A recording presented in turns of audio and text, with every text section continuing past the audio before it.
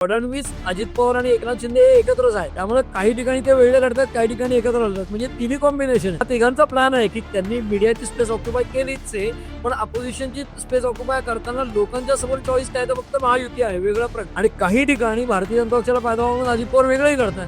नवमतिकांची pockets आहेत, तिथे मुस्लिम मतं त्यांच्याकडे गेली तर भारतीय जनता पक्षाला फायदा होणारच आहे ट्रँग्युलर मध्ये.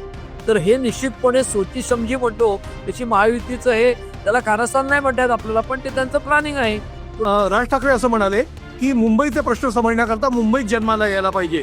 आता मला एक सांगा, राज्याचा मुख्यमंत्री राहिलेला माणूस जो उद्धव ठाकरे आहेत, राज ठाकरेंकडे अजून तशा प्रमाणात सत्ता आली नाही. तशी नाशिकची सत्ता आली होती, पण मग नाशिकचे जे प्रश्न समजून घेतले त्यांनी, ते नाशिकमध्ये जन्माला येऊन समजून घेतले का मुंबईमध्ये जन्माला येऊन समजून घेतले? बाळासाहेब ठाकरे कुठे जन्माला आले? ते पुण्यामध्ये जन्माला आले मला वाटतं. त्यामुळे मुंबईत त्यांना समजले ना कसं म्हणायचं. बाळासाहेबांच्या इतका लोकोत्तर आणि मोठा लोकनेता मुंबईत झालेला नाही आणि होईल अशी शक्यता वाटत नाही मला या पुढच्या काळात.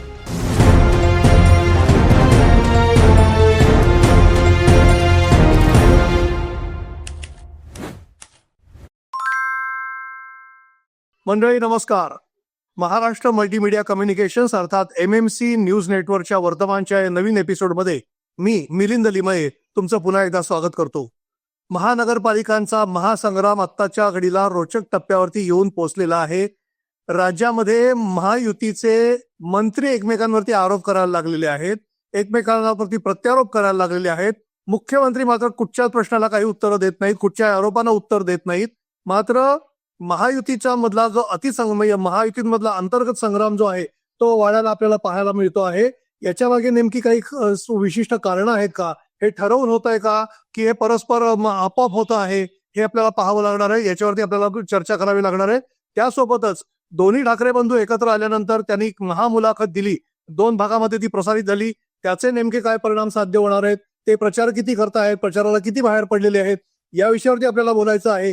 आणि त्यासोबतच दोन्ही पवार एकत्र येण्याच्या दृष्टीने काही हालचाली सुरू झाल्या आहेत का, आणि त्या दृष्टीने राष्ट्रवादी एकमेकांमध्ये विलिनीकरण करण्याकरता काही विषय सुरू झाला आहे का, हे बघणं देखील तेवढंच महत्वाचं आहे.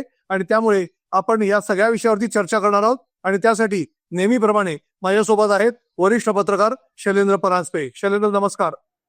नमस्कार. शैलेंद्र, महासंग्राम रोचक टप्प्यावरती येऊन पोहोचलाय असं मी म्हटलं आहे. त्याचं कारण असं आहे की आपण पाहतोय महायुतीतले महत्वाचे नेते एकमेकांवरती आरोप प्रत्यारोप करायला लागलेले आहेत. आता हे आरोप प्रत्यारोप ठरवून केलेले आहेत, कारण त्यातला एक टप्पा आपण मागच्या वेळेला पाहिला. अजित पवारांनी जे काही आरोप केले होते त्याला रवींद्र चव्हाणांनी उत्तर दिलं होतं, मग बावनकुळेंनी उत्तर दिलं. मग त्याचाच पुढचा भाग म्हणून प्रताप सरनाईक, त्या विषयावर आपण थोडंसं बोललो. प्रताप सरनाईक आरोप करायला लागले. त्यांनी एका माध्यमाला मुलाखत दिली होती, त्याच्यामध्ये असं म्हणाले की मोदींनी आम्हाला आमच्या नेत्याला सत्तेवरती बसवलं, मुख्यमंत्री पद दिलं, अमित शहानी दिलं, याचे उपकार आम्ही मानतो. मात्र जे स्थानिक नेते आहेत किंवा जे खालचे नेते आहेत ते आम्हाला योग्य वागणूक देत नाहीत, आणि म्हणून आम्ही भाजपाला पाहून घेऊ. हा एक भाग झाला. दुसरा भाग, राज्याचे महत्वाचे मंत्री असणारे गणेश नाईक, जे सिनियर मोस्ट मंत्री आहेत, त्यांनी एकनाथ शिंदेवरती आरोप केले. त्याआधी एकनाथ शिंदेनी नवी मुंबईमध्ये जाऊन इथली कारभार हा भ्रष्ट कारभार आहे आणि इथल्या कारभाराला बदलण्याकरता आम्हाला मतदान करा, अशा पद्धतीचं आवाहन केलं. दोन्ही म्हणजे उपमुख्यमंत्री एकनाथ शिंदे, त्याला उत्तर गणेश नाईकांनी दिलं, आणि गणेश नाईकांनी जी उत्तरं दिली ती फार भयानक आहेत. हे सगळं पाहिलं तर महायुतीतले हे जे काही नेते आहेत, हे नेते एकमेकांमध्ये लढाई करायला लागले आहेत. हे सगळं ठरवून होत आहे की आपोआप घडत चाललेलं आहे, का तो प्रचाराचा एक भाग आहे? नाही, 2-3 गोष्टी लक्षात घ्यायला पाहिजे याच्यामध्ये, की ज्या वेळेला या स्थानिक स्वराज्य संस्थांच्या निवडणुका असतात त्यावेळेला आपण हे पाहतोय गेले 2-3 एपिसोड आणि गेले महिनाभर, की सगळे मोठे नेते असं म्हणतात की या कार्यकर्त्यांच्या निवडणूक आहेत. ठीक आहे, कार्यकर्त्यांच्या निवडणूक आहेत, पण विकेंद्रित पद्धतीने कार्यकर्त्यांनी जर खाली काही केलं, म्हणजे समजा MIMशी अलायन्स केला, तर मात्र काँग्रेसच्या लोकांनी त्या 12 नगरसेवकांना निलंबित केलं, ते भाजपमध्ये गेले एके ठिकाणी. एकीकडे MIM बरोबर अलायन्स केला म्हणून, एकीकडे काँग्रेस बरोबर अलायन्स केला म्हणून, एकीकडे भाजप बरोबर अलायन्स केला म्हणून काही काही ठिकाणी कारवाई, काही ठिकाणी शांतन त्याचे फायदे उचलणं, हा प्रकार चालू आहे. कारण स्थानिक स्वराज्य संस्थांच्या निवडणुकांमध्ये स्थानिक इश्यूज महत्वाचे असतात. स्थानिक लोकांचं रस्ते, म्हणजे गटर मीटर वॉटर किंवा काय वीज पाणी, हे साधे साधे गल्लीतले खड्डे, हे सगळे विषय महत्वाचे असतात. त्यामुळे स्थानिक नेत्यांच्या ईर्ष्या, त्यांच्या एकमेकांच्यातले वैरभाव किंवा मैत्र म्हणजे अगदी पक्षापलीकडे जाऊन असलेली मैत्री, या सगळ्या गोष्टींचा परिपाक तिथल्या तिकीट वाटपामध्ये, तिथल्या राजकीय सेटलमेंट्समध्ये दिसतो. त्याच्या पलीकडे जाऊन म्हणजे एकीकडे स्थानिक नेत्यांचे काही गोष्टी दिसतात, ज्याचा प्रत्यंतर प्रताप सरनाईक आणि नरेंद्र मेहतांच्या युद्धामध्ये आपल्याला येत आहे, की खरं तर दोघेही आमदार आहेत मीरा भाईंदरमधनं आणि प्रताप सरनाईक तर मंत्री आहेत, तरी देखील त्यांची चिकलबेग. मग प्रताप सरनाईक केंद्रातल्या भाजपच्या नेत्यांच्याबद्दल कौतुक करतात, की त्यांनी आमच्या एकनाथ शिंदेना मुख्यमंत्री केलं होतं, पण त्याचबरोबर नरेंद्र मेहतांबद्दल आक्षेप घेतात. त्यामुळे हे त्यांचं तिथलं स्थानिक पातळीचं युद्ध आणि प्रताप सरनाईकांचा रोज दुहेरी आहे. ते स्थानिक पण आहेत आणि राज्यव्यापी पण आहेत मंत्री असल्यामुळे. तीच गोष्ट गणेश नाईक आणि एकनाथ शिंदेच्या बाबतीत, की गणेश नाईक हे 95 साली मुख्यमंत्री पदाच्या स्पर्धेतले शिवसेनेतले नेते होते. त्याचबरोबर त्या काळामध्ये त्यांच्याबरोबर कामगार मंत्री होते 95च्या मंत्रिमंडळात साबीर शेख, की जे अल्पसंख्याक समाजातले कडवे शिवसैनिक होते. म्हणजे मूळ ते पुणे जिल्ह्यातले नारायणगाव मधले गुरुवर्य रापा सबनीस यांचे शिष्य, रापा सबनीस विद्या मंदिर मधले. तर साबीर शेख हे फरडे भक्ते होते आणि मुस्लिम होते. जसं पाशा पटेल हे भारतीय जनता पक्षाकडचे एक नेते आहेत, तसे साबीर शेख होते. ठाण्यामध्ये या लोकांचा प्रभाव होता. म्हणजे एकनाथ शिंदे ज्या काळात आनंद दिघेंची अन्वयी अगदी नवीन नवीन असतील, त्या काळात गणेश नाईक, आनंद दिघे, त्याच्यानंतर साबीर शेख ही अशी मोठी नेते मंडळी ठाणे जिल्ह्यात होती. त्यानंतर 95 सालच्या मुख्यमंत्री पदाच्या स्पर्धेत गणेश नाईक हळूहळू ठाणे जिल्ह्याचा विस्तार झाल्यानंतर त्यातनं नवी मुंबई महापालिका झाली वेगळी. नवी मुंबई महापालिकेचे ते अनभिषिक्त राजे झाले आणि ते प्रसिद्ध आहेत गणेश नाईक. तर त्यांचा एक हाती तंबू असतो तसा आहे, एक हाती सत्ता आहे त्यांची नवी मुंबईमध्ये. आणि येणारा आयुक्त असेल, म्युन्सिपल कमिशनर असेल, पोलीस कमिशनर असेल, कुठलाही ब्युरोक्रॅट असेल, मोठ्या पदावरचा माणूस असेल, त्याला गणेश नाईकांना हजेरी द्यायला लागते काम सुरू करण्यापूर्वी. गणेश नाईकांचा दरबार भरतो. आता ते दरबार का म्हणतात मला माहित नाही. दरबार हा राजा राजवाडांचा असतो, तसं गणेश नाईकांचा दरबार असतो. तसं एकनाथ शिंदेना नवी मुंबईमध्ये गणेश नाईकांना शह द्यायचा आहे. दुसरीकडे काय झालंय, गणेश नाईक काय म्हणतायत, की माझी सत्ता असली तरी 5 वर्ष मधली निवडणुका झाल्या नाहीत त्या काळामध्ये 3, 4, 5 वर्ष काय होतं, तर राज्य सरकारची सत्ता होती. त्यात एकनाथ शिंदे मुख्यमंत्री होते. त्यांच्याकडे अर्बन डेव्हलपमेंट खातं होतं, म्हणजे नगर विकास खातं, ज्याच्या अंतर्गतच महापालिका येतात, प्रशासक राज होतं. त्यामुळे दोघेही एकमेकांवर चिखलफेकच करतात एक प्रकारे, आणि कुठल्या थराला लावून करतात.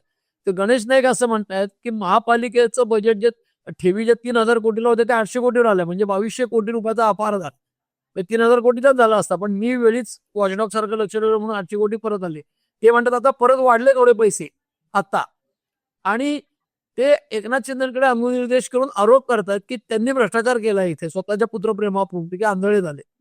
दुसरीकडे एकनाथ शिंदे उत्तर देताना काय म्हणतायत, की गणेश नायकांची दादागिरी खपवून घेतली जाणार नाही आणि यांच्या काळातला सगळा भ्रष्टाचार जो आहे तो यांच्या काळात झालेला आहे, त्यामुळे त्यांना आता मी तिथे शह देणार आहे. थोडक्यात काय, तर ही सुंदोपसुंदी ही भाजपच्या आणि महायुतीच्या अंतर्गत असलेली आहे. त्यामुळे याच्यामध्ये फडणवीस किंवा अजित पवार यांचा कुठे संबंध येत नाहीये. जसं अजित पवार आणि पिंपरी चिंचवड मधल्या नेत्यांचा संघर्ष झाला, तर ते फडणवीस फार बोलत नाहीत. फडणवीसांनी एक इशारा दिला, फार मागे जावं लागेल. नाही, आता ते मी थोडंसं थांबवतो तुम्हाला. मी पिंपरी चिंचवड मधला विषय सांगतो. आता काल परवा झालेला विषय आहे. त्याच्यामध्ये महेश लांडगेंनी आरोप केला, की ज्या वेळेला दादांनी असं म्हटलं होतं, की आम्ही कोणाची दादागिरी चालवून घेणार नाही आणि कोणाचं हे करून घेणार नाही, त्यावेळेला महेश लांडगे म्हणाले, आम्ही त्या हातामध्ये बांगड्या भरल्यात का? म्हणजे तिकडे अजितदादा विरुद्ध भाजप देखील सुरूच आहे की. तेच सांगतो ना, की अजितदादा आणि भाजप यांचं वॉर आहे. पण अजितदादा उपमुख्यमंत्री असले तरी त्यांना ती पालिका बळकवायची. पिंपरी पालिका त्यांची सत्ता होती तिथे, ती भाजपने मागच्या वेळी हस्तगत केली 17 साली. तीच परिस्थिती गणेश नायकांची सत्ता एकनाथ शिंदेना खेचायची त्यांच्याकडनं, म्हणून त्यांचं वॉर आहे. इथे गणेश नाईक आणि एकनाथ शिंदे दोघे प्रबळ आहेत मंत्री. तसे तिथे महेश लांडगे तुलनेने ज्युनियर आहेत, पण अजितदादांना लक्ष घालायला लागतं आणि फडणवीस काही बोलत नाहीयेत. फडणवीसांनी जगाला खूप आरोप अजितदादांनी केले एकाच वेळेला, मुरलीधर मोहोळ आणि भाजपतल्या पुण्यातल्या कारभारावर आणि पिंपरीच्या. त्यावेळेला फडणवीसांनी एक इशारा दिला, की मागे जायचं तर खूप मागे जायला लागेल. आणि त्याची बॅकग्राऊंड काय तयार केली, तर बावनकुळे आणि रवींद्र चव्हाणांनी तयार केली, की सिंचन घोटाळ्याचा तपास अजून थांबलेला नाहीये, केस चालू आहे.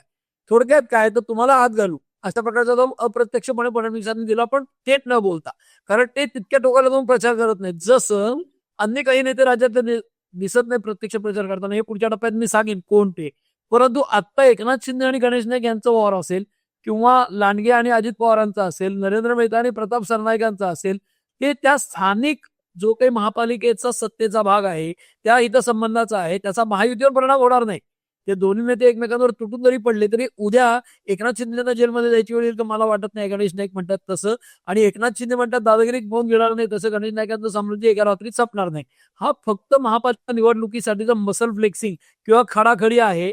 आणि हे पहिले पेच चालू आहेत. पैलवान जसे झुंजतात ना तसे एकमेकांचा पट काढायचा प्रयत्न करतात, खाली घेतात ट्राय करतात, मग तो सुळकून सुटतो. त्यातले हे सगळे प्रकार आहेत. अजून 2-3 दिवस हे चालतील आणि 16 तारखेला आपल्याला की हे अगदी बरोबर. ही जरी पैलवानांची खडाखडी आहे असं म्हटलं तर मग काय स्थानिक मतदारांनी म्हणजे एकंदरीत जे काय मतदारांना हे सगळे गृहीत धरतात का, किंवा मतदारांनी नुसतं यांचं सगळं लुटूपुटूचं भांडण आहे असं समजून सोडून द्यायचं का सिरियसली घ्यायचं? नाही, लुटूपुटूचं भांडण नाही. भांडण खरं आहे स्थानिक पातळीवरचं. स्थानिक पातळीवरच्या सत्तेसाठीचं भांडण खरं आहे. पण त्यांनी राज्याच्या सत्तेला धक्का लागणार नाही असं मी म्हणतो. आणि दुसरं असं की मतदारांचा संभ्रम नेहमी होतोच. म्हणजे ज्या अजित पवारांवर आरोप केले 70,000 कोटीचे त्यांना पक्षात घेतलं तेव्हा मतदारांचा संभ्रम झालाय. पण भारतीय जनता पक्षाचा मतदान हा अतिशय कट्टर असतो. म्हणजे मी पुण्यामध्ये ज्या भागात राहतो तिथे कसबा विधानसभा मतदारसंघ आहे. तिथे जी भाजपची पॉकेट आहेत किंवा समजा मुंबईत काय भाजपची पॉकेट्स आहेत, तिथले मतदार मुंबईत मी जिथे राहतो तिथली भाजपची पॉकेट्स आहेत माटुंग्याच्या इथे.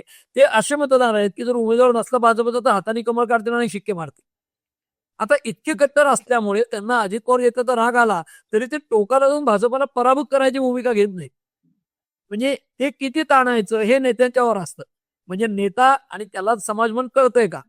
जसं अजित पवारांना घेतलेलं नुकसान आहे का, तर आहे, पण ते किती आहे? तर लोकसभेच्या वेळेला नुकसान भोगायला लागलं, लाडकी बहीणमुळे जिंकले. आता हळूहळू भाजपच्या लोकांनाही लक्षात आलंय की भारतीय जनता पक्षाचे शीर्षस्थ नेते हे अशा बाकीच्या पक्षाच्या लोकांना का घेतात? आपण मजबूत असूनही राज ठाकरे तो मुद्दा मांडतायत. मजबूत असूनही का घेतात? ते इतर पक्ष खळखळे करायला. नाशिकमध्ये त्यांनी सुधाकर बडगुजर आणि असे लोक घेतले गिरीश महाजनांनी. स्थानिक दयानी परांदे, सीमा हिरे हे लोक नाराज झाले. पण त्यांनी काय झालंय, उद्धव ठाकरेंची शिवसेना खिळखिळी झाली खूप मोठ्या प्रमाणात. हे लक्षात घ्यायला लागतं. म्हणून भारतीय जनता पक्षाच्या नेत्यांचे डावपेच कार्यकर्त्यांना आणि पुढे जनतेला करायला थोडा वेळ लागतोय. त्याचा परिणाम तात्कालिक भोगायला लागतो, पण त्यांच्या मताला पूर्ण विरोधात जात नाही. जसं उद्धव ठाकरे सगळे नेते कार्यकर्ते फिरले नाही. काही कार्यकर्ते नाराज झाले, काही मतदार नाराज झाले. हे हळूहळू होणाऱ्या प्रक्रियेत एका रात्रीत होत नाही. त्यामुळे आत्ताच्या स्थानिक स्वराज्य संस्थांच्या निवडणुकांना सुंदोपासून फार टोकाचा संघर्ष दिसेल पुढच्या 3 दिवसात. पण रिझल्ट एकदा आले की परत महायुतीचे लोक एकत्र गुण्यागोविंदांनी नांदायला लागतील. जर काही त्यात उलटफेर झाले तर थोडं पर्यवसान पुढे मांडण्याचं होऊ शकतं असं. दुसरीकडे मला मला जी शंका वाटते ती तुम्हाला वाटते का बघा, किंवा त्याच्यावरती तुमचं काय मत आहे मला सांगा. दुसरा विषय मला असं वाटतं की हे सगळी जे काही भांडणं जी काय आहेत किंवा हे काय सगळे आरोप प्रत्यारोप जे आहे ते एकमेकांवरती इतक्या टोकाचे करायचे किंवा अशा पद्धतीने करायचे की सगळ्या माध्यमांमध्ये आपलीच जागा व्यापून राहिली पाहिजे आणि विरोधकांना त्याच्यामध्ये स्थानच मिळता कामा नये. म्हणजे विरोधकांकरता माध्यमामध्ये जागा शिल्लक राहिल्या नाही. दिवसभर आपलं तेच चालवत राहायचं. गणेश नाईक विरुद्ध एकनाथ शिंदे विरुद्ध गणेश नाईक, प्रताप सरनाईक विरुद्ध नरेंद्र मेहता विरुद्ध प्रताप सरनाईक, तिकडे अजित पवार विरुद्ध रवींद्र चव्हाण, किंवा रवींद्र चव्हाणांनी त्या विलासराव देशमुखांबद्दल जे काय बोलले लातूरला जाऊन त्या विषयावर तो सगळं हे सगळं दिवसभर ते माध्यम चालवत राहणार आणि इतर कोणालाही त्याच्यामध्ये स्थान मिळणार नाही. अशा पद्धतीचं यांचं एक स्ट्रॅटेजी आहे असं वाटतं, तुम्हाला वाटतं का? स्ट्रॅटेजी पण आहे आणि दुसरीकडे असं की मुळामध्ये ज्या वेळेला अजित पवार शरद पवारांबरोबर लढायला गेले की आपण तो एपिसोड केला अख्खा. पुण्यामध्ये काही जागा अजित पवारांच्या कमी मतांनी गेलेल्या आहेत मागच्या वेळेला. त्यासाठी त्यांना शरद पवारांचा फायदा होईल. दुसरीकडे शरद पवारांच्या पक्षातले अनेक लोक मंत्री होण्याकडे डोळे लावून बसलेत. त्यामुळे ते जर उद्या एनडीए मध्ये गेले तर त्याचा शरद पवारांच्या राज्यसभेलाही फायदा होऊ शकतो, अजित पवारांनाही फायदा होऊ शकतो आणि सरकारला होऊ शकतो. हा विन विन सिच्युएशन मी या विषयावर येणार आहे, पण आपण त्या विषयावरती नंतर बोलूया. भागात बोलूया. तरी देखील आत्ताची जी परिस्थिती आहे की त्याच्यामध्ये या फडणवीस, अजित पवार आणि एकनाथ शिंदे हे एकत्रच आहेत. त्यामुळे काही ठिकाणी ते वेगळे लढतात, काही ठिकाणी एकत्र लढतात. म्हणजे तिन्ही कॉम्बिनेशन आहे. म्हणजे एकनाथ शिंदे आणि अजित पवार पण नाशिकमध्ये एकत्र लढताना दिसत आहेत. त्याच्यानंतर फडणवीस आणि शिंदे मुंबईमध्ये एकत्र आहेत, पण मीरा भाईंदरमध्ये शेजारी नाही आहेत एकत्र. अशी कॉम्बिनेशन, क्रॉस कॉम्बिनेशन आहेत, पण तिघही एकत्रच आहेत. आणि त्यामुळे विरोधकांची म्हणजे महाविकास आघाडी होऊ शकली नाही ही तर वस्तुस्थिती आहे ना, शरद पवार अजित पवार एकत्र आल्यामुळे. त्यामुळे महाविकास आघाडी व्यापक मतं फुटण्यासाठी त्याचा फायदा झाला. म्हणून हा तिघांचा प्लॅन आहे की त्यांनी मीडियाची स्पेस ऑक्युपाय केलीच आहे, पण अपोजिशनची स्पेस ऑक्युपाय करताना लोकांच्या समोर चॉईस काय तर फक्त महायुती आहे वेगळ्या प्रकारे. मी त्याच मुद्द्यावरती येतोय की महाविकास आघाडीमध्ये जी फाटाफूट झालेली आहे ही फाटाफूटचा फायदा उचलण्याकरता काँग्रेसची मतं किंवा उबाटाकडे जाणारी जी मतं आहेत ही आपल्याकडे खेचण्याकरता त्यांनी राष्ट्रवादी काँग्रेस म्हणजे अजित पवारांना बऱ्याच ठिकाणी बाजूला ठेवलेला आहे.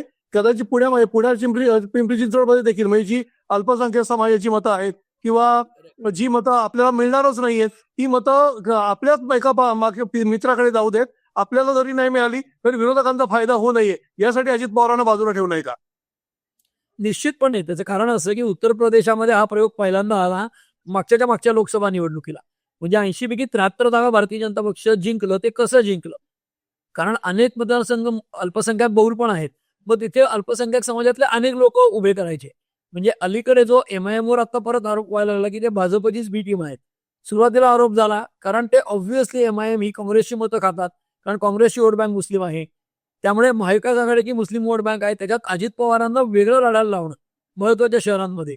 त्याचं कारणच ते आहे की ते जी काही थोडीफार मुस्लिम मतं कमी करतील ती महाविकास आघाडीची करणार आहेत. कारण भारतीय जनता पक्षाला वारंवार दिसतंय की मुस्लिम समाज मोठ्या प्रमाणावर भारतीय जनता पक्षाकडे म्हणजे मोठ्या प्रमाणावर वळणं तर लांबच, पण म्हणजे 2% 5% वळत नाही, अगदी % मध्ये वळतो. तसं जर असेल तर मग त्यातले काही लोक जर वळले अपोजिशनचे अजित पवारांकडे तर ती त्यांची मतं कमी होतील आणि एकूण लढाईमध्ये भारतीय जनता पक्षाचा फायदा होईल आणि महायुतीचा फायदा होईल. आणि हे विचार निश्चितपणे आहे त्याच्यामध्ये अजित पवारांना वेगळं काढण्यामध्ये. म्हणजे स्ट्रॅटेजिकली जिथं गरजेचं आहे तिथे एकनाथ शिंदे अजित पवार पण लढतात आणि काही ठिकाणी भारतीय जनता पक्षाला फायदा म्हणून अजित पवार वेगळंही लढतात. तर हा प्रकार मुंबईमध्ये होणार आहे ना, काही ठिकाणी 100% होणार आहे. नवाब मलिकांची पॉकेट्स आहेत तिथे मुस्लिम मतं त्यांच्याकडे गेली तर भारतीय जनता पक्षाला फायदा होणारच आहे ट्रँग्युलरमध्ये. तर हे निश्चितपणे सोची समजी म्हणतो तशी महायुतीचं हे त्याला कारस्थान नाही म्हणतात आपल्याला, पण ते त्यांचं प्लॅनिंग आहे. तो डाव रणनीती म्हणूया आपण. 16 तारखेला आपण रणनीती म्हणूया त्याला. जी काय डावपेच म्हणा ते 16 तारखेला कळेल आपल्याला यशस्वी होते किती. आपण थोडंसं पुढे सरकूया. ठाकरे बंधूंबद्दल. ठाकरे बंधू एकत्र आले, त्यांनी महामुलाखती दिल्या, म्हणजे 2 भागामध्ये त्यांच्या घेतल्या. आता त्याच्यावरती टीकाही झाली की घरच्या लोकांची घेतलेली मुलाखत असं टीका मुख्यमंत्र्यांनी केली. त्याच्यामध्ये त्यांनी जे काही मुद्दे उपस्थित केले होते या मुद्द्यांवरती लोकांना कितपत अपील होईल आणि केवळ मुलाखती देऊन लोकांना मतं देण्याचं जे काय आवाहन केलेलं आहे किंवा मतं अपेक्षित केलेली आहे त्यांनी ती मिळतील का? त्यांनी नाशिकला काल सभा घेतली दोघांनी, पण आधी मी मुलाखतीवर बोलतो, नंतर सभेवर आपण बोलूया.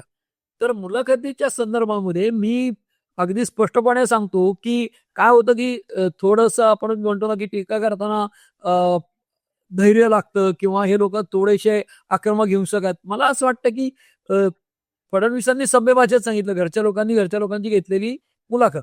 तुम्ही बघा ती मुलाखत जनरली पूर्वी मुलाखती बाळासाहेब ठाकरेंच्या संजय राऊत घ्यायची. मग कुठल्या तरी एका इलेक्शनला सुधीर गाडगीळ यांना घरी बोलवलं आणि बाळासाहेब ठाकरेंच्या मुलाखत घेतली अगदी सविस्तर आणि त्याच्या टेप कॅसेट असायच्या त्या काळात मोठ्या, त्या टेप चॅनल्सना देण्यात आल्या. सुधीर गाडगीळांनी घेतलेल्या मुलाखतीच्या बाळासाहेब ठाकरेंच्या, त्याचा निवडणुकीला फायदा करून घेतला बाळासाहेबांच्या निधनाआधी अर्थात ते हयात असताना. आता काय झालंय, आता उद्धव ठाकरेंच्या महामुलाखती सामनामधनं येतात जे संजय राऊतच घेतात. आता ती मुलाखत जी येते त्याचे काय परिणाम व्हायचे ते शिवसेनेवर होत असतात. आत्ताच्या निवडणुकीला काय वैशिष्ट्य, 20 वर्षांनी दोघं भाऊ एकत्र आले, त्यामुळे त्या दोघा भावांची एकत्रित मुलाखत व्हायला पाहिजे. मुळात एकत्र येण्याची प्रक्रिया कुठनं सुरू झाली. महेश मांजरेकर नावाचे जे अभिनेते, कलाकार, निर्माते, दिग्दर्शक आहे, कारण ते नाटकातही त्यांनी उत्तम भूमिका केलेल्या आहे. म्हणजे डॉक्टर तुम्ही सुद्धा सारख्या नाटकामध्ये पूर्वी म्हणजे तर आणि ते सिनेमामध्ये अनेक चांगले रोल केले. तर महेश मांजरेकर राज ठाकरे यांचे मित्र जो हे त्यांनी त्या मुलाखतीत सांगितलंय, त्या मुलाखतीतनं या प्रश्नाला वाचा फोडल्या आणि याला हवा दिली गेली राज ठाकरेंकडनं. म्हणजे काय, सदूनी दादूला साथ द्यायची आणि दादूनी नाही म्हणायचं, हात मिळवणी करायला किंवा टाळी द्यायला, हे वेळोवेळी बातम्या आल्या. या वेळेला राज ठाकरेंनी साथ दिली महेश मांजरेकरांच्या मुलाखतीतनं की महाराष्ट्राच्या हितासाठी सगळे प्रश्न बाजूला ठेवायला मी तयार आहे, अप्रत्यक्षपणे की आमची भांडणं ती काही इतकी मोठी नाही, महाराष्ट्राचं हित सगळ्यात मोठं आहे. ही त्यांनी साथ दिल्यावर उद्धव ठाकरेंनी त्याला प्रतिसाद दिला की तसं असेल तर एकत्र यायचा विचार करू आणि मग वरळी डोमला एकत्र आले वगैरे वगैरे. पण त्या वरळी डोमच्या पासनं पहिली जी उत्सुकता राज ठाकरेंची होती एकत्र यायची, ती जर सोडली तर पुढे राज ठाकरे रिलक्टंट दिसतात ओव्हरऑल प्रक्रियेमध्ये, असं सगळे तज्ज्ञ म्हणतात. म्हणजे शिवसेनेवरचे मुंबईतले तज्ज्ञ पत्रकार जे आहेत, ज्यांनी पुस्तकं लिहिली आहेत, जे विश्लेषक आहेत शिवसेनेवरचे, अभ्यासक आहेत, ते सगळे ज्येष्ठ श्रेष्ठ मुरब्बी, अगदी निवृत्त पत्रकार, ज्येष्ठ पत्रकार, वयोवृत्त पत्रकार असे सगळे काय म्हणतात की राज ठाकरे रिलक्टंट दिसतात. अगदी नव्या पिढीतले पत्रकार आहेत की जे तुलनेने 25 वर्ष काम करतात, 30 वर्ष काम करतात, तेही काय म्हणतायत राज ठाकरे थोडेसे लांब लांब राहतात, रिलक्टंट दिसतात असं दिसतंय. त्यामुळे त्या दोघा भावांची मुलाखत जी घेतली ती एकीकडे संजय राऊत मुलाखत घ्यायला, दुसरीकडे महेश मांजरेकर. म्हणजे काय, तुमचा संजय तर माझा महेश. म्हणजे फक्त संजय राऊतांनी दोघांची मुलाखत घेतली असं नाही झालं. उद्धव ठाकरेंची आणि राज ठाकरेंची मुलाखत घ्यायला कोण, तर संजय राऊत. आणि म्हणजे जोड्या लावा होतं ना शाळेत आपल्याला, केशवकुमार प्रख्यात्रे, केशव सूत कृष्णाचे केशव दामणे, अशा जोड्या लावा. तसं उद्धव ठाकरेंसाठी संजय राऊत, महेश मांजरेकर कोणासाठी, राज ठाकरेंसाठी. पण त्याच्या पलीकडे जाऊन ही जी मुलाखत आहे ना, तुम्ही जे हसलात म्हणून मी माझं उदाहरण देतो पुढे, ही जी मुलाखत होती ही इतकी बालिश स्वरूपाची होती, बालिश वाटेल अशी. म्हणजे काय, ते सगळे मुद्दे जे वरळीला मांडतायत, त्याच्यानंतर मांडतायत, प्रेस कॉन्फरन्समध्ये मांडले, तेच मुद्दे त्यांनी मुलाखतीत मांडले. म्हणजे प्रेस कॉन्फरन्स झाली जॉईंट, त्या प्रेस कॉन्फरन्सला आलाय जाहीर केला. पण जी टीका काही कमी शब्दात का होईना केली, त्याचंच थोडंसं प्रदीर्घ रूप या मुलाखतीत आलं. म्हणजे काय, सगळीकडे जे मांडलं जातं वेगवेगळ्या पातळ्यांवर, तेच पुन्हा मांडलं. आणि ते मांडताना कशा पद्धतीने मांडलं, तर अक्षरशः ज्युनियर केजी मधली, पहिलीतली, चौथीतली, प्रायमरी शाळेतली मुलं नाटक करतात ना, नाटुकलं असतं एखादं पर्यावरणाचं, त्याच्यामध्ये 2 मुलं येतात दिंडीतली आणि ती म्हणतात, "अरे, प्राणवायू कमी होतोय दादा." मग तो म्हणतो, "प्रदूषण खूप वाढलंय." मग तिसरा म्हणतो, "झाडं तोडल्यामुळे हे होतंय." मग चौथा म्हणतो, "याच्यावर उपाय काय?" मग पाचवा लगेच म्हणतो, की आपण कार्बन उत्सर्जन कमी केलं पाहिजे. मग 6वा म्हणतो, झाडं लावली पाहिजेत. 7वा म्हणतो, वाहनांचं प्रदूषण होतं, इलेक्ट्रॉनिक वाहनं वाढली पाहिजे, ई व्हेकल्स आणली पाहिजेत. म्हणजे प्रश्नही त्या स्वरूपाचे, उत्तरही त्या स्वरूपाची. म्हणजे एखादं कथानक असतं, एखादा मुलगा विसरतो मध्येच नाटकात त्या. मग चाललं, "अरे, अरे, अरे, आता महेशला विचारू देत.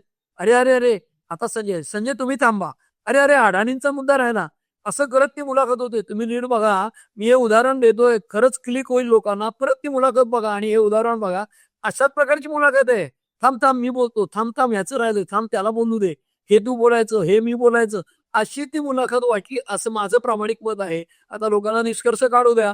काही लोक शिव्या देतील, काय म्हणतील, "हो, हो, हो, तुम्ही छान म्हणताय." या विषयावरती हसायचा का रडायचा हा मुद्दा आहेच, तुम्ही म्हणता त्याप्रमाणे.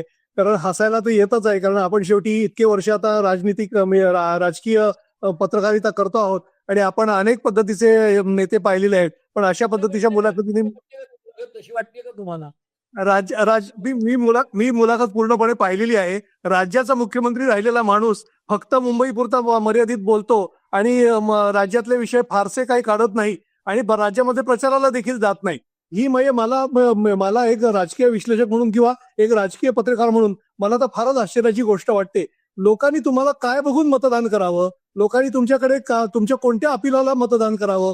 लोकांनी तुम्हाला का निवडून द्यावं? याच्यासाठी तुम्ही काही ठोस मुद्दे मांडताना दिसत नाही. आणि म्हणून ज्या वेळेला मुख्यमंत्री आरोप करतायत की तुम्ही जे काय सगळं बोलताय ते तेच मुद्दे बोलताय, विकासावरती तुम्ही काही बोलत नाही, मराठीच्या मुद्द्यावरती फक्त बोलून राहताय किंवा आधीचे विषय काढले ते बोलताय. आणि दुसरा एक विषय त्याच्यामधला एक महत्वाचा विषय आला जो राज ठाकरेंनी काढला. म्हणजे हा एक मुद्दा मुख्यमंत्र्यांनी म्हटलेला, या विषयाचं मला उत्तर तुमच्याकडून अपेक्षितच आहे की ते विकासाच्या मुद्द्यावरती बोलतात की बोलत नाहीत. आणि दुसरा महत्वाचा मुद्दा, राज ठाकरे असं म्हणाले की मुंबईचे प्रश्न समजण्याकरता मुंबईत जन्माला यायला पाहिजे. आता मला एक सांगा, राज्याचा मुख्यमंत्री राहिलेला माणूस जो उद्धव ठाकरे आहेत, राज ठाकरेंकडे अजून तशा प्रमाणात सत्ता आलेली नाही. तशी नाशिकची सत्ता आली होती, पण मग नाशिकचे जे प्रश्न समजून घेतले त्यांनी, ते नाशिकमध्ये जन्माला येऊन समजून घेतले का मुंबईमध्ये जन्माला येऊन समजून घेतले, असा प्रश्न मला पडतो.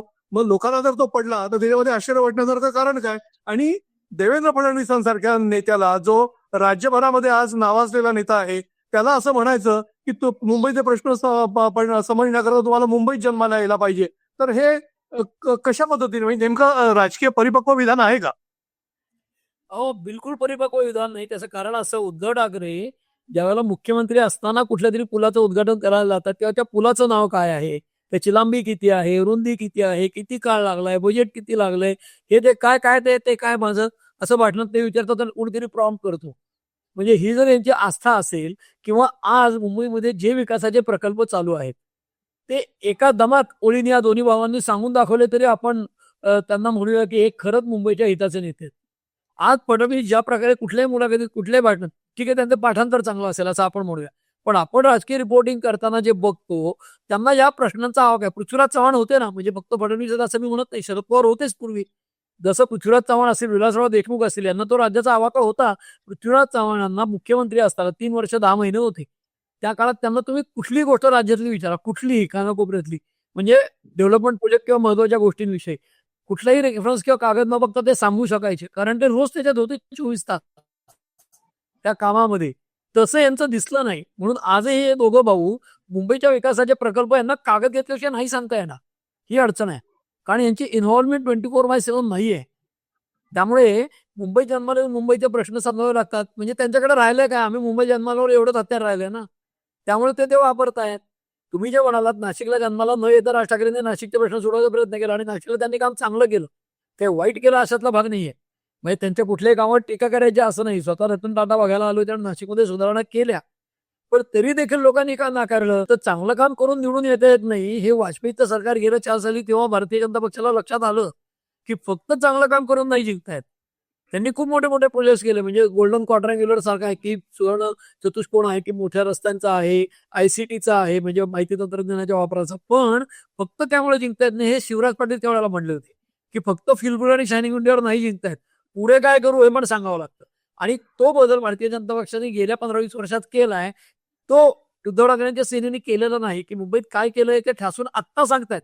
होय, हे आम्ही केलं. पण हे 5 वर्ष सांगत नाहीत, ही अडचण आहे. आणि सातत्याने लोकांना आठवण देत नाहीत. लोकांच्या संकटात दिसत नाही. त्याच्यावर जी टीका केली जाते, की मुंबई संकटात असते तेव्हा ते कुठे असतात? की एखादा बॉम्बला झाल्यावर तिथे जाऊन किरीट सोमय्या घराघरात दिसले अपंग लोकांची मदत करताना, कोणाला कृत्रिम अवयव पोहोचवताना, तिथे हे दिसले का?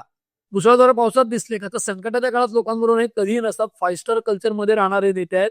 आणि त्याच्याही पलीकडे तुम्ही म्हटलात तसं, की बाळासाहेब ठाकरे कुठे जन्माला आले? ते पुण्यामध्ये जन्माला आले मला वाटतं. त्यामुळे मुंबईत त्यांना समजली ना तसं म्हणायचं. बाळासाहेबांच्या इतका लोककन आणि मोठा लोकनेता मुंबईत झालेला नाही आणि होईल अशी शक्यता वाटत नाही मला या पुढच्या काळात बाळासाहेबांसारखा. बाळासाहेब खूपच मोठे नेते होते, लोकनेते.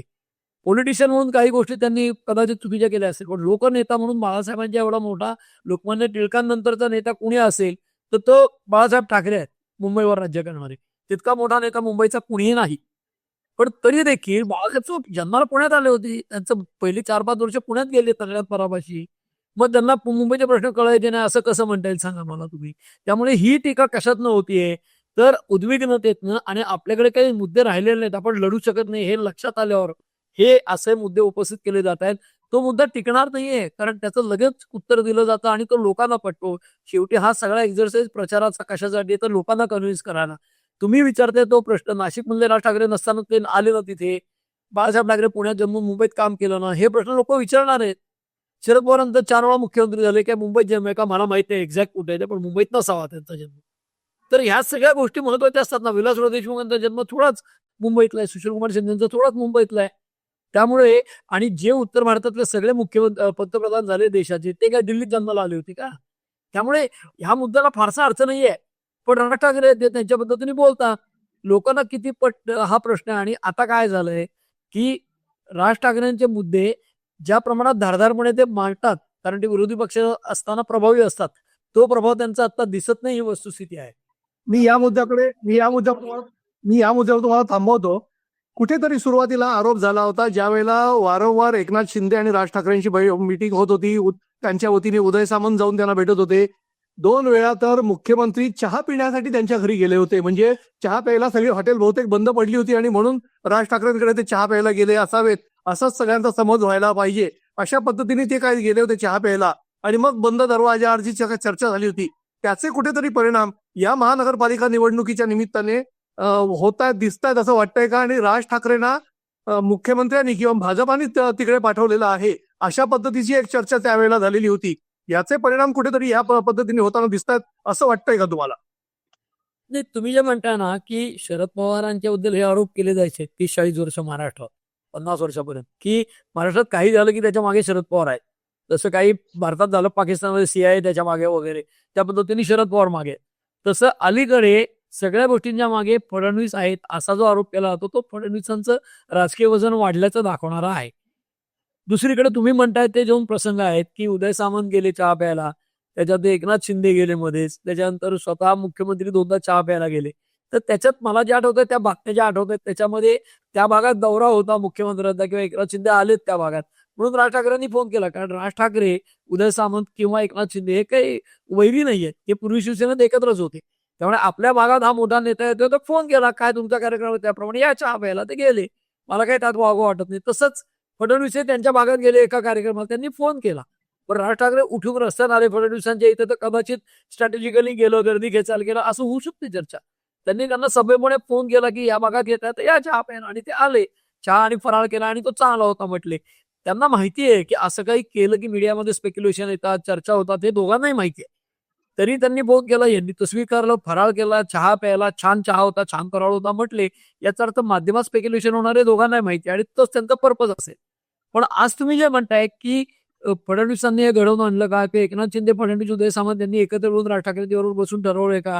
तर तात्कालिक दृष्ट्या जरी असं नाही वाटलं, आता त्याला ठोस पुरावा नसला, तरी जी कालची नाशिकची सभा झाली त्यातनं असं वाटतंय की राज ठाकरे अजिबात धारदार विरोध त्यांनी केला नाही भाजपला कुठे. म्हणजे जे उर्दूतला एक शेर कायम सांगितला जातो ना, की इतकी टीका करू नका की नंतर परत मैत्री करायची वेळ आली तर आपल्याला शर्मिंदा व्हायला लागेल. असं काहीतरी राज ठाकरेंचं भाषण वाटतंय. म्हणजे ते विकास म्हणतात नाशिकमध्ये काय केलं, अमुक केलं, तमुक केलं, आणि भाजपवर टीका करताना ते खूप आयाराम गयाराम घेत आहेत. म्हणून मला त्यांच्या मूळ पक्षाच्या लोकांविषयी चिंता वाटते असं म्हणतात. म्हणजे ते फडणवीस काय या लोकांवर राजकारणाचा चिखल केलाय म्हणतात, पण वैयक्तिक टीका करत नाहीत. जी बोचरी टीका राज ठाकरे फार आबरू काढल्यासारखी करायची अनेक सभांमध्ये, टिंगलटवाळी इतकी करायची की लोकांना खूप पटायचे, बुद्धीचे सभा आज ठाकरेही करायचे.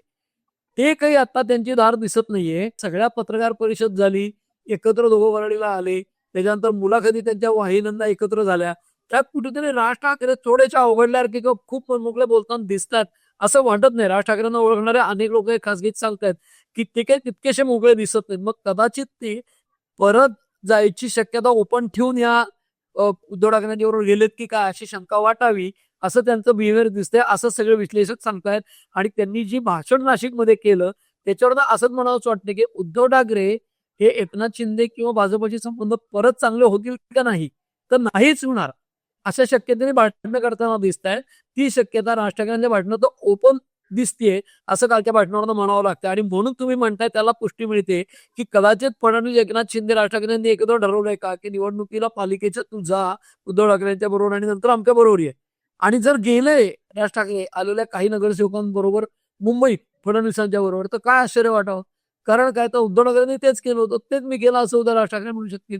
आणि हा दोघांच्यातला अविश्वास जो आहे ना, तो खूप मोठा एलिमेंट आता ठरतोय. त्या दोघांची एकत्र सभा झाल्या तरी इम्पॅक्ट त्या प्रमाणात न होण्यामध्ये, आणि इम्पॅक्ट होईल असं वाटत नाही खूप जास्ती. त्याचं कारण आता ते वाटायला लागले, का जसा जायला लागला तसं. आता मुंबईची सभा किंवा आणखीन पुण्यातली सभा जर झाली तर त्यातनं, आणि दोघं स्वतंत्र सभा घेत नाहीत हे लक्षात घ्या. म्हणजे राज ठाकरेंनी एकट्याने सभा घेतली तर तुटून पडायला लागेल. त्याच्याऐवजी ते माजी मुख्यमंत्री म्हणून उद्धव ठाकरेंना शेवटी संधी मिळेल आणि हे आधी बोलतील की त्यांनी आधी बोलले तरी ते टोकाची टीका करत नाही. जरी टीका राज ठाकरे करताना दिसत नाही. राज ठाकरे प्रसिद्ध कशासाठी आहेत ती गोष्ट जर दिसली नाही तर काय इम्पॅक्ट राहणार आहे. आणि ते खूप खूप जाणवतं या दोन्ही तिन्ही इव्हेंट्स मधून. अर्थात ते आपण आपण आपण त्या विषयाकरता राखून ठेवूया. आपली पुढची चर्चा आपण त्या विषयाकरता राखून ठेवूया. आता थोडंसं पुढे सरकूया. दोन्ही राष्ट्रवादी काँग्रेस म्हणजे अजित पवार शरद पवारांपासून बाहेर पडल्यानंतर जे काय सुप्रीम कोर्टापर्यंत लढाई झाली, निवडणूक आयोगापर्यंत लढाई झाली, चिन्हाची लढाई झाली, ही सगळी एका बाजूला चालू असतानाच दुसरीकडे पिंपरी चिंचवड आणि पुणे महानगरपालिकांकरता ते दोघं एकत्र आलेले आहेत. सुरुवातीला घड्याळावरतीच लढावं अशा पद्धतीचा त्यांचा आग्रह होता. मग तो सोडून दिला. मग आता दोन्ही वेगळ्या चिन्हांवरती लढत आहेत. पण हे सगळं होत असतानाच अजित पवारांनी जी एक मुलाखत दिली, या मुलाखतीमध्ये माझं काकांच्या मेहरबानीने फार चांगलं चाललेलं आहे अशा पद्धतीचं वक्तव्य केलं. तुम्ही विलिनीकरण होईल असं वाटतंय का? आगे आगे देखो होता है का? अशा पद्धतीची उदाहरणं, अशा पद्धतीची वक्तव्य त्यांची. दुसरीकडे सुप्रिया सुळे यांनी आताच काय स्पेक्युलेशन का सगळी करायची अशा पद्धतीची भाषा बदलणं. रोहित पवारांनी महेश लांडगेंनी टीका केल्यानंतर त्याला प्रत्युत्तर अजित पवारांच्या वतीने देणं. हे सगळं जे काय सगळं चाललेलं आहे, हे सगळं शरद पवारांच्या भवितव्याच्या दृष्टीने विचार करण्यात चाललेलं आहे की काय? जसं ज्या गोष्टीचा उल्लेख तुम्ही सुरुवातीला केला होता. आणि तिन्ही चारही अँगल आहेत त्याच्यामध्ये. एकीकडे अजित पवारांना पिंपरी चिंचवडची महापालिका परत खेचून आणायची, हे एक कारण. दुसरीकडे अजित पवारांना शरद पवारांची आता गरज आहे, कारण अल्पमतांनी त्यांचे काही लोक हारले होते मागच्या निवडणुकीला. तिसरीकडे शरद पवारांची मुदत एप्रिलमध्ये संपते राज्यसभेची, त्याच्यासाठी पण त्यांना फायदा होऊ शकेल इंडिया बरोबर गेले तर. सुप्रिया सुळे असतील, रोहित पवार असतील, उद्या जयंत पाटील असतील, या लोकांना मंत्री व्हायचंय, त्यांना मंत्री व्हायची अधीरता आहे, हे आता बोललं जातं सगळीकडे. कारण काही असू देत. आता बघा, अजित पवार जेव्हा पक्षाबाहेर गेले त्यांच्यावर सगळ्यात टोकाची टीका किंवा कडवट टीका दोन आमदारांनी केली होती. त्यातले एक होते रोहित पवार आणि एक होते जितेंद्र आव्हाड. जितेंद्र आव्हाडांनी म्हणजे शरद माझे वडील आहेत, माझा बाप आहे, त्यामुळे माझ्या बापाला दुखावलंय अजित पवारांनी, या पद्धतीची टीका केली होती. आता वडिलांनी मुलापेक्षा म्हणजे जितेंद्र आव्हाडांपेक्षा पुतण्याला जवळ केले. आता काय करणार? आव्हाड आता जिथे जिथे आवड मूग गिळून गप्प बसले होता. नाही, मूग गिळून गप्प बसलेत, कारण कदाचित त्यांनाही मंत्री व्हायचं असेल, आपल्याला माहित नाही. कारण काय दडलेलं हे कळत नाही. पण एरवी कुठल्याही विषयावर जगातल्या पटकन कॅमेरा पाहिला की बोलणारे आव्हाड आता बोलत नाहीयेत, ही वस्तुस्थिती आहे. त्यामुळे संशय येतो. हा परिस्थितीजन्य पुरावा त्याचं शांत असणं. दुसरीकडे जयंत पाटलांनाही मंत्रिमंडळात द्यायची ही चर्चा तर गेले वर्षभर चालू आहे. 6 महिने चालू आहे. वेळोवेळी झालेली आहे. तिसरीकडे आता रोहित पवार पक्षामध्येच अजित पवार इकडे आल्यापासून अस्वस्थ आणि ते म्हणतात सत्तेबरोबर जाऊया. कारण या सगळ्या लोकांना शरद पवारांचं जे अनिश्चिततेचं राजकारण आहे त्याचे फटके बसलेले आहेत. म्हणजे शरद पवारांनी पार्टीच्या तथाकथित पार्टीच्या शपथविधीच्या आधी संमती दिली होती एकत्र जायला, हे अनेक मोठ्या नेत्यांना माहिती आहे राष्ट्रवादीतल्या. त्यामुळे त्या सगळ्यांना असं वाटतं की साहेबांचं जर त्यावेळेला होतं जाण्यासारखं मत, तर आता का नाही? अजित पवारही कुठेतरी एका ठिकाणी म्हणलेत खासगीमध्ये पत्रकारांची गप्पा मारताना की एकनाथ शिंदेना मुख्यमंत्री करणार हे मला वाटलंच नव्हतं. जर तसं माहिती असतं तर मी अख्खा पक्षच घेऊन गेलो असतो अमित शहाकडे. तर ही जी अनौपचारिक गप्पातनं येतात पुढे विधानं, त्यातनं हे दिसतं की शरद पवारांना काय झालंय की जायचे भारतीय जनता पक्षाबरोबर म्हणजे सत्तेबरोबर, पण आपली सेक्युलर इमेज पण सांभाळायची अशी कुठेतरी द्विधा आहे. त्यातनं हे सगळं चित्र दिसतंय. त्यामुळे दोन्ही राष्ट्रवादी एकत्र येतील का नाही हा प्रश्न आता जवळपास निकालात निघालाय. कारण त्यांचा मनोभेद कमी झालाय 100% हे दिसतंय. पण तो पूर्ण संपेल का मनोभेद हे मला माहित नाही. ते काळ उत्तर देईल. त्याच्या पलीकडे जाऊन दोन्ही राष्ट्रवादी एकत्र येतील का? नगर परिषदांच्या निवडणुकांना काही ठिकाणी म्हणजे सांगली जिल्ह्यामध्ये वगैरे काही ठिकाणी तुतारीवर, काही ठिकाणी घड्याळावर असं दोन्ही लोक लढलेले आहेत. फुरसुंगीमध्ये जे प्रशांत जगतापांना खूप नैतिकतेचा पुतळा लोक म्हणतायत, दीपस्तंभ वगैरे म्हणतात नव्या कार्यकर्त्यांसाठी. तसं काही ते नैतिकतेसाठी केलेलं नाहीयेत किंवा विचारधारेसाठी केलेलं नाहीयेत. त्याच्या हडपसरच्या जवळच्याच म्हणजे त्या मतदारसंघातनं येतात प्रशांत जगताप, त्याच्यापासून जवळ असलेली फुरसुंगी झाली नवी नगरपालिका. तिथल्या निवडणुकीला शरद पवार आणि अजित पवार एकत्र आले. तेव्हा जगतापांनी राजीनामा नव्हता दिला, आत्ता दिला. कारण आता त्यांचा स्टेक आहे. आता त्यांना काँग्रेसमध्ये जावं लागेल हे उघड झाल्यावर ते गेले. कारण अजित पवारांचं त्यांचं काही पर्सनल असणार आहे 100%. ते सारखं नाकारतायत. मी दादांचाच कार्यकर्ता आहे. याचा अर्थ दादाच नक्की त्यांचा कार्यक्रम करतील असं मला वाटतं. आणि त्यामुळे नैतिकतेचा मुद्दा पुढे हे सगळ्यांची राजकीय सोय आणि आत्ताचा फायदा आज आणि आत्ता या फायद्यासाठी सगळे लोक ही राजकारणात करतायत. त्यामुळे भविष्यात काय होणार हे आपल्याला 16 नंतर काही चिन्ह दिसतील आणि दोन राष्ट्रवादी एकत्र येतात का नाही हे यायला थांबावं लागेल काही काळ तरी. निश्चितपणे म्हणजे आपण या नोटवरती इथे थांबूया. आणखीन आपल्याला ही गोष्ट लक्षात घेतली पाहिजे की राजकारणामध्ये जसं अजित पवार म्हणाले तसा कायम कोणी कोणाचा शत्रू नसतो आणि कायम कोणी कोणाचा मित्र देखील नसतो. त्यामुळे येणाऱ्या काळामध्ये कोण कोणाच्या बरोबर जाईल, कोण सत्तेमध्ये बसेल, कोण सत्तेतून बाहेर जाईल, एकमेकांवरती टीका करणारे एकमेकांचे वैरी मित्र कधी होतील आणि एकमेकांच्या गळ्यात गळा घालणारे एकमेकांचे वैरी कधी होतील हे कधीच सांगता येत नाही. आणि त्यामुळे येणारे सगळं जो काय परिस्थिती असते ही आपण शांतपणे बघायची, त्याचं आकलन करायचं, त्याचं विश्लेषण करायचं आणि ते तुमच्या समोर मांडण्याचा प्रयत्न आम्ही सातत्याने करत राहतो आहोत. आमचा हा एपिसोड तुम्हाला कसा वाटला ते आम्हाला आमच्या कमेंट सेक्शन मध्ये जाऊन निश्चितपणे सांगा. आमचा एपिसोड लाईक करा, अधिकाधिक शेअर करा आणि आमचं चॅनल सबस्क्राईब करायला अजिबात विसरू नका. धन्यवाद.